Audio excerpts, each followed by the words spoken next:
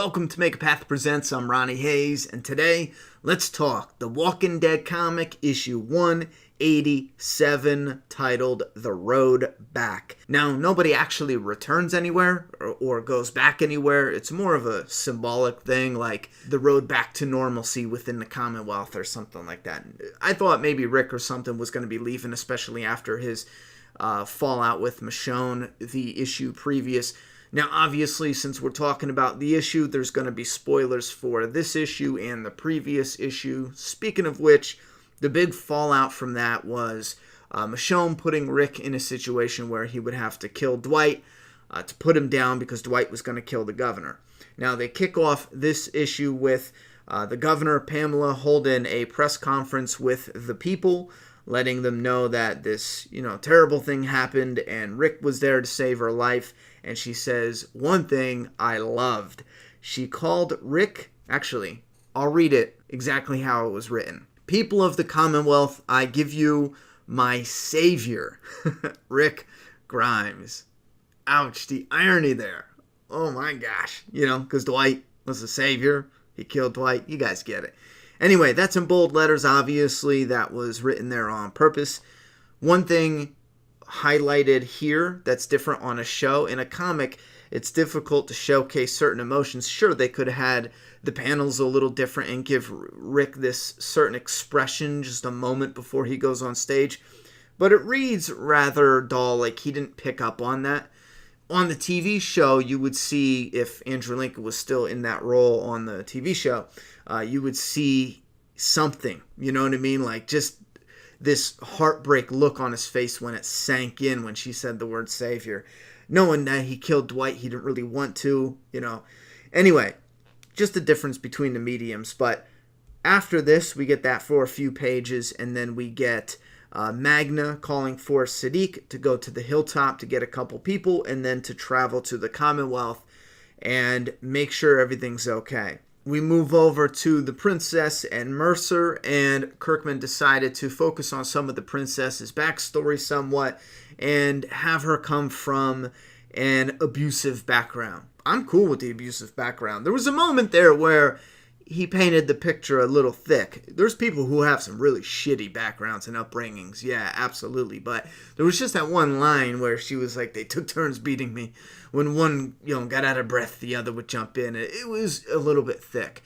But I tell you what, I really like the idea of, and I hope he didn't come up with this after the fact because so many people were, annoyed. I really dig the idea, and I hope that Kirkman didn't come up with this because of the backlash, but I like the idea of her coming from this abusive background and she can't handle when people, I know they showed her fighting with zombies, and that's cool, that's fine, that has nothing to do with people, but when it comes to people and shit turning ugly, having her being anxious and just wanting to leave, not being around that, and having her being goofy and silly to lighten the mood, I'm cool with that for a setup for the character. I actually like that. But I want it to play out highlighting that fact. And I want it to do something for that character. But again, I like the idea of that character who comes from such a shitty background that the first sign that people aren't getting along, she is just crippled with anxiety. That's why she's got to go. So I dug that. I thought that was cool. Now, sticking with the relationship side of things, we move over to Karl and Lydia. Not really sure where this is going. I kind of hope it goes somewhere. Not really in the mood for a love triangle. I do like that Karl highlighted the fact that he has something different with both girls. With Sophia, it's more like a sister, somebody he came up with. He has some of his older memories with Sophia. I like that character development there. But again, I'm hoping it goes somewhere, anywhere. Like the dude that Sophia's dating. And yes, I know, I missed that. I love the idea so much that he was secretly a Whisperer, or secretly whatever I came up with, like messed up, I love that idea so much. I forgot that he was one of the new recruits of the Whisperers, and they, were on their own for a while, but I just wish something comes out of this. Karl and Lydia have this little bit of a falling out. He has the most romantic and dumbest line ever, where he talks about how they both come from some ugly background, and he's like, beautifully put, we're both monsters, and she's like, motherfucker, what? And she obviously spazzes out on him. They move over to Mercer, beating the shit out of some zombies. We got Laura, which is Dwight's girlfriend, comes up, and she's like, listen, you want to start some shit? So keep in mind, she's definitely in the picture somewhere, and I'm going to hold that thought for the end. But we got Michonne and Rick having a conversation, drinking some coffee out in the public, and this bothered me a little bit. I like the conversation of them back and forth. Up until the end, it's too easy. They kind of just blow it off. She makes this random comment like, Rick just says, I'm sorry, and she said, what? I couldn't quite hear that. He's like, a man is dead, Michonne. And I don't know. It just felt too easy. It felt like they were just trying to get to the next action and wrap up what's going on between Rick and Michonne. That conversation didn't sit well with me. Anyway, Sadiq shows up at the hilltop. Jesus and Aaron offer to go out and help him go to the Commonwealth. Maggie gives him some advice and some instructions. And then Karl shows up and he's like, listen, if my dad's in trouble, I'm going out there. And hoorah, having Rick leaving the show and Karl dead on the show. I like this dynamic. Karl and Rick have been separated for a while. I'm actually excited to see these two characters go on some type of journey. I think it would be easy for a writer to just assume, oh yeah, they have this bond, father, son, we've seen it for so long. Let's separate them some bit and have those characters interact with others. But at some point you'd want them to return and have some type of dual purpose within a singular storyline. And I'm hoping that Karl's storyline is going to connect with Rick's directly coming up, and they can have some storyline together. Father and son doing something cool. I think that would be awesome.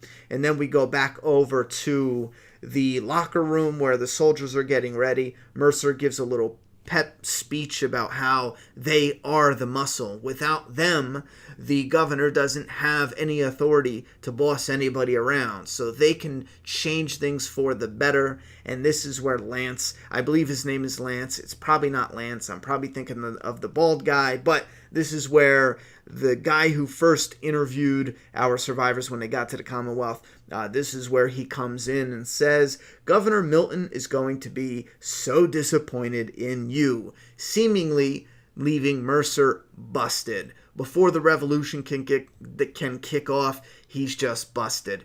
I really don't see that being an ending. I think that's just a simple cliffhanger. Don't forget, Laura is out there. It looks like some of the soldiers on the right are pissed off. The one girl is just grinning. She's like mad and angry. I don't think they're going to let him and those two guards leave. I wouldn't be surprised if those two guards behind that guy, when he says arrest Mercer, those two guards grab him up, and then Mercer's just like, yeah, now what, motherfucker? You know what I mean? I wouldn't be surprised if that's what happens next. As a matter of fact, that's probably what's going to happen next, because if they just catch him and lock him up, the story kind of ends, that part of the story. So I think this should directly kick it off, because that dude's not going to roll over. So if they take him out, they're going to have to move up the chain and go after who's next. And this might connect to what Rick was talking about. He might have picked the wrong side in this war that just kicked off. Rick and Mercer, in a previous panel, Mercer did not look happy at Rick when Pamela Milton said that he was her savior and he helped save her life and kill Dwight. Mercer looked furious. So Rick could be in trouble. If he wasn't the lead character, I would worry about what's going to happen to Rick, especially since issue 200 is coming up. I'm not too worried about him just yet, but there's something's gonna kick off. Something explosive should be kicking off soon. Anyway, my thoughts and opinions on this comic is I'm still holding out to see where it goes. There's some parts I like. There's some parts within the dialogue that just felt a little easy, and it kind of ruined a little bit of what they had going on, like between the Rick and Michonne, specifically that one scene.